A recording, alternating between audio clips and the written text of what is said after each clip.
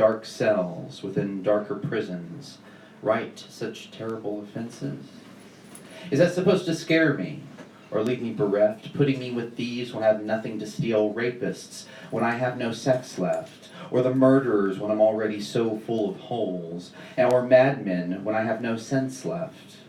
Has it occurred to you that of the countless people who've sat in this chair, in robes, facing the same doom for the same deed done before me, who have replaced sexuality with a chemical, one, or more than one, has lost their love instead?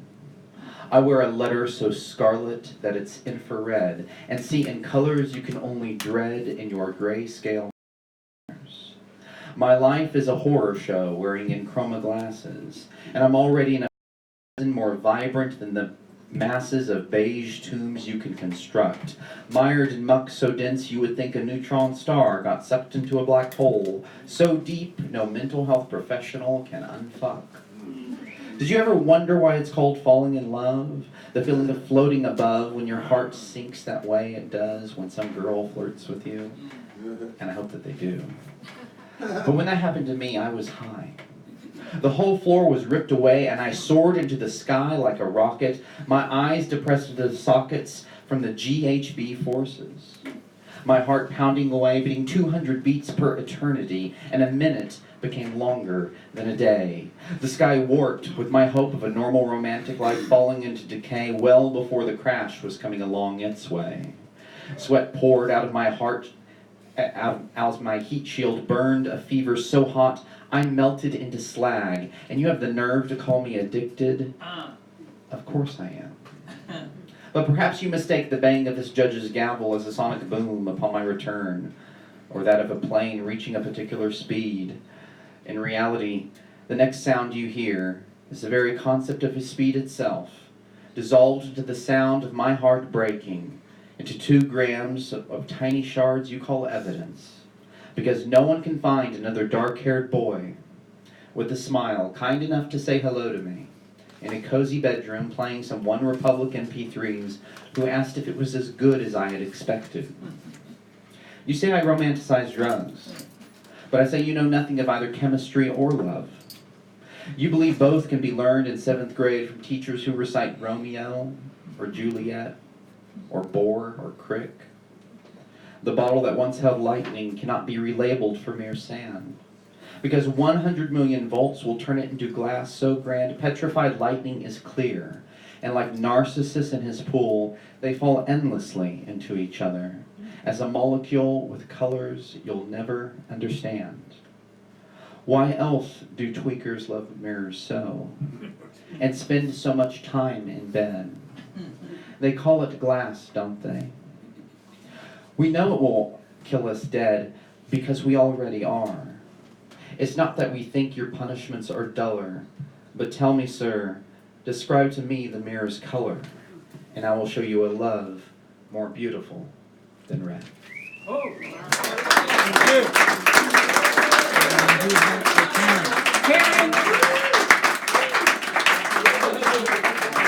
Karen. Karen and then Rob. Look. Yeah. No, Karen, then Sharon. Karen, Sharon, and Rob. Sounds like a troop.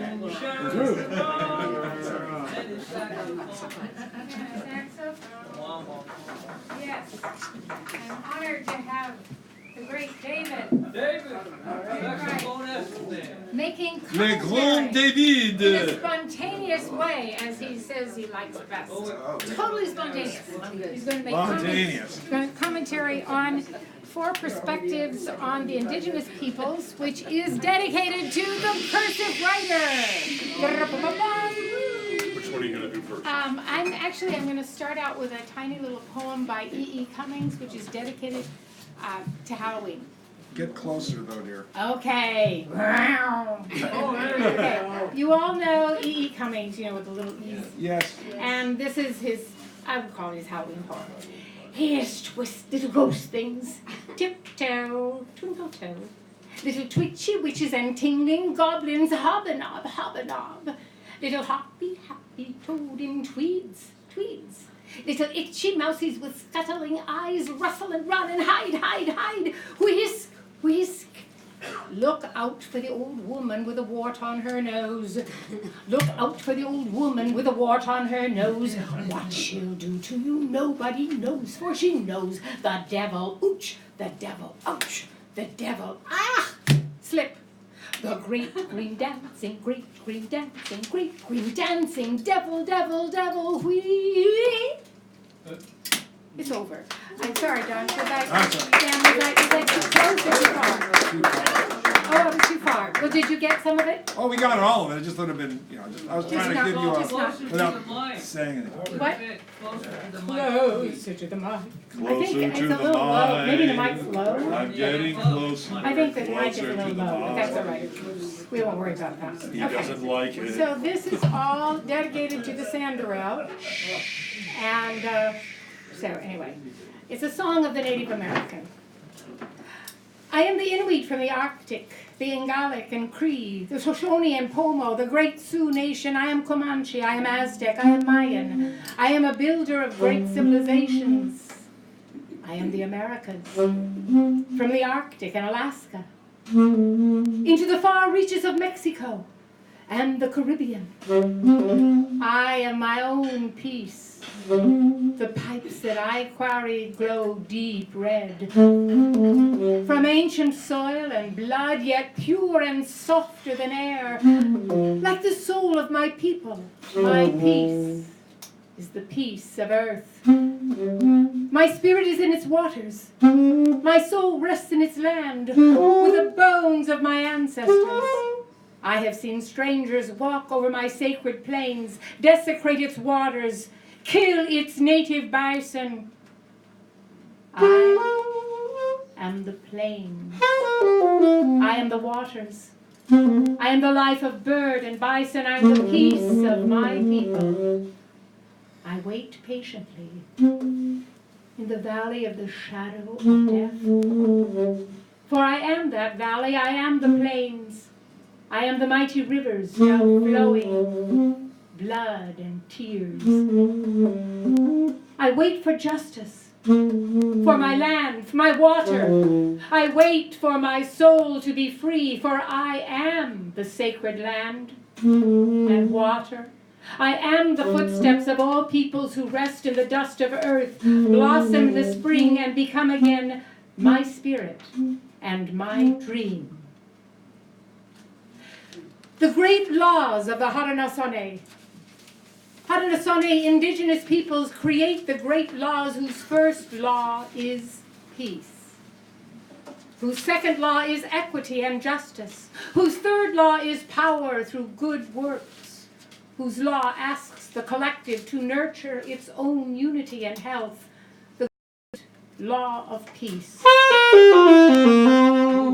Permits no warfare in reaching decisions, but only intellectual discussion and collective consensus. The great law of peace rests its authority in the great spirit symbolized by fire. All people gathered for the common good. The Haudenosaunee do not envision genocide of themselves and their land and their buffalo and all creatures by marauding white settlers who build a land on the blood of deceit and violence, who lay waste to a utopia built on relationships with the Great Spirit and the land of all peoples based on peace. The Haudenosaunee do not envision evil and have no antidote for its poison. And yet the white settler murders the people and their land and then adopts the great laws to create a new government, a constitution attempting to make just laws yet built on a bloodied land where slaves have no rights and indigenous peoples exist to be slaughtered. A template of law allowing a government to continue for 200 and more years to pillage global communities and desecrate the great laws of the Haudenosaunee people, the Iroquois, the Seneca, through violence and injustice. Beautiful, give that a round. Thank you so much. Then another time we'll do the ecological aspects of the indigenous people, with the hurricanes and how they take care of ecological disaster by working with it creatively. And now we have the inestimable talents of Sharon Scott Tisch coming before you now. Give her a round of applause. Sharon Scott Tisch knows from whereof she speaks, or whereof she speaks she knows, or she knows speaks whereof I speak know. Now, who made the sandwich, you wrote about the championship sandwich for The honorary for her? sandwich. The honorary sandwich. That was, Sandwich in the middle. Foley. who got it? Who got it? Al got it. Oh, Hal got it. Oh, I Hal got thought you said Owen got it, so that's why I was. Owen got the who got the first it. one. Oh, he got it last time. Sandwich. Sandwich. Samich. All right, give this one a round of applause. We get started. Hey, Casey. And then Rob is next. Rob, you're next. In case you didn't know that, because you're next. Followed by Mark. Yes, followed by Mark. I had to fight against loneliness, abuse, and the knowledge for any mistake I made would be magnified because I was the only black man out there. Many people resented my impatience and honesty, but I have never cared about acceptance as much as about respect. Jackie Robinson.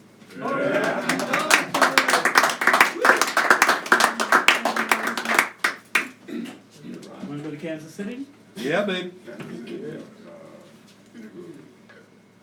Who comes down the chimney? Oh, God, this intro. Mr. Blanchett, the best butcher in the world, worked for Ben and Mary at their supermarket. Admired by all the local women. His work was the best, always ready to oblige. In fact, most women preferred to wait for him because Ben's son was a mess.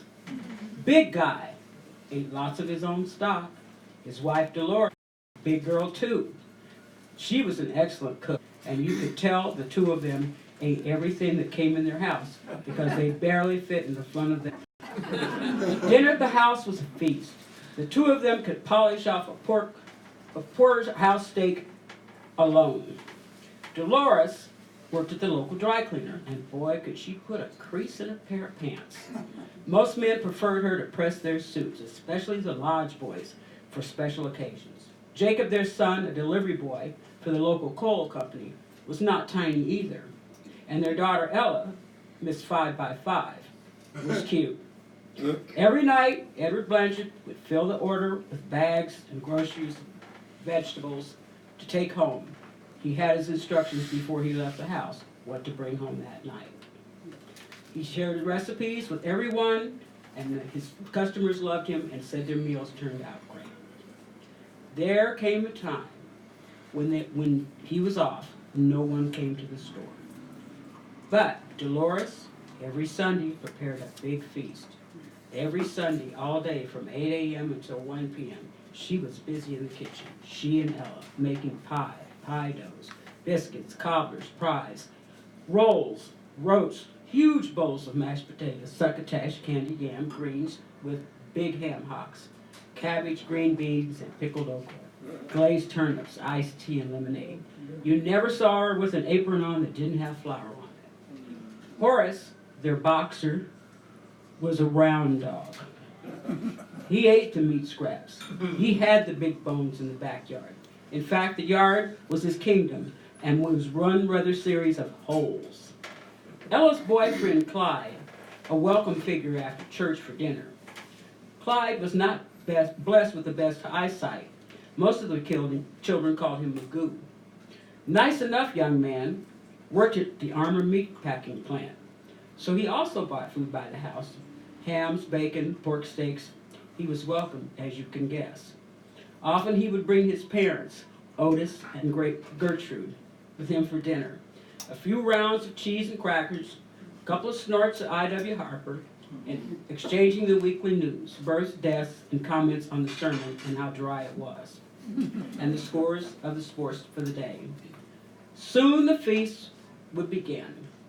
Get ready, set the table. First, the perfectly pressed tablecloth and napkins. Bring out the china, silverware, and the crystal. Set the candles in the candelabra. Of course, they never lit the candles. but it looked nice. Start the coffee and tea for dessert. Dessert place on the buffet. Ready for the next round. One Sunday, a great meal planned. Otis, Gertrude, and Clyde came over for dinner. Clyde, good as he is, bought 2 pounds of Russell Stover chocolates. Otis with a box of cigars, El Producto Favorita. And Gertrude with an African violet clipping and 2 jars of apple butter, which she was famous for. Arrived right on time. It's fall, so it's nice outside, but it's starting to get a little brisk. People have been burning leaves and the air smells good. Kids have been jumping in the piles of leaves and mothers are yelling from the front step. If you mess up your good clothes, no movie show for you this afternoon. This goes on as usual. Food comes out, one dish after the other, right on time. Everyone at the table says the blessing, time to pass the food. Good God, good bread, good Lord, let's eat. Food, it's a feast. Pass the big bowls and platters all around. Seconds, some even took thirds. Boy, that's some good eating. Something's rustling on the roof. Must be a tree brushing against the house. Out comes the dessert. Apple pie made with Jonathan apples. Cheese, cheddar cheese if you want to put on it, none better. Crisp and tart. Oh boy, 7-layer coconut cake. Candied pecans on the top, lemon filling. Coffee and tea, cream, sugar, and saccharin. Dig in. What's that noise? It's on the roof. Scampering. Something fell in the living room. Oh Lord! It's a squirrel. Chairs pushed back. Women head for the kitchen. They go for their favorite weapon, the broom. This squirrel is panicked. Horace is on his game. After it goes to the house, woof, the dog is on him. Open the back door.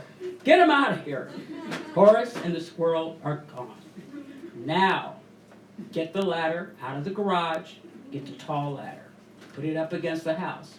This ladder is old, and Edward Blanchard has not been on a ladder for 20 years. The rungs are loose, and he is making them creak. Okay, everybody is giving directions. To the right, to the left. Hand over one eye is inching his way to the chimney. Okay, look to see what's going on. Oops, a little slippery here. Hang on to something. Wrong. He's leaning into the chimney. Okay, come on, back up. Uh-oh, he's stuck. Can't get his footing, and he's stuck. Call the fire department. Sirens, lots of sirens. Kids have given up the leaves, and this is better. Crowd now starts to form.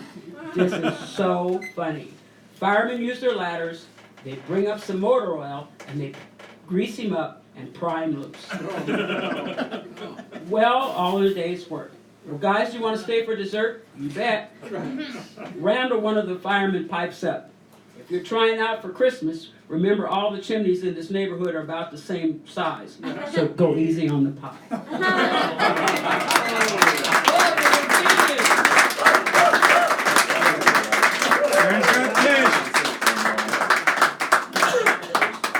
All right, and now this is Rob. We like to call him that because it's his name.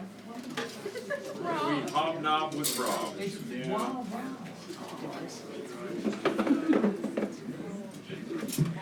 Please don't do this at home. He has done this as a practice. A poem and a song. Thank you. Lordisa, I want to make your sweat flow from daily dalliances of low-impact cardio, from hours of gentle to and fro. Make the sheets wet sweat, don't you know? Lordisa, I want to make your blood flow, tingling your extremities, making you glow, engorging your glory down below. Lordisa, I want to make you flow. Lordisa, I want to make your juices flow, the smell of my shirt sizzling you slow, inebriated, elated, ready to go. Lordisa, I want to make you flow. Lordisa, I want to make your tears flow, tears of laughter streaming your cheeks so, tears of pain buried long ago. Lordisa, I want to make you flow. Lucky Lordisa. Sharon, Oh no. did you say apple pie with cheddar on it? Yeah, Absolutely. Slice of absolutely. cheddar on apple pie. Hot apple pie. Hot apple pie. Hot apple pie, not cold. I'm gonna have bad dreams just thinking about that. Okay, think about cat eyes instead. All right, an image. Dorothy and her friends are walking along the yellow brick road, and around a bend in the road suddenly appears a group of 50 marathoners. It's not my image, but if you like that, then you'll enjoy my contribution to the prize table. A little Gary Larson. Alright. I need a little help on this song. This song is called Sexy Bitch, and I need you, when I sing Sexy Bitch, I need you to shout out, "You sexy bitch!" That's it. Here we go.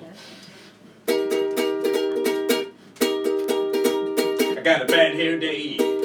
My shorts are riding up. Ain't gorgeous or rich, but I'm still a sexy bitch. I got garlic breath. It didn't work out this week. Got a booger on my cheek, but I'm still a sexy bitch. Mama always told me what matters is on the inside. Was she kind? Was she cruel? I'm a beautiful inside lonely fool. My socks don't match. Got no profile likes.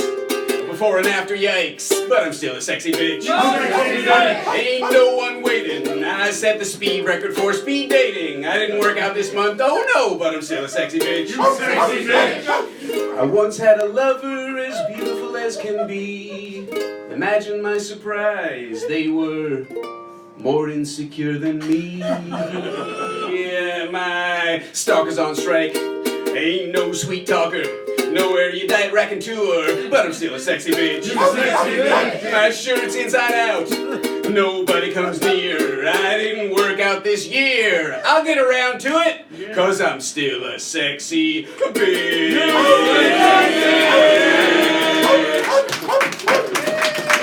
Thank you.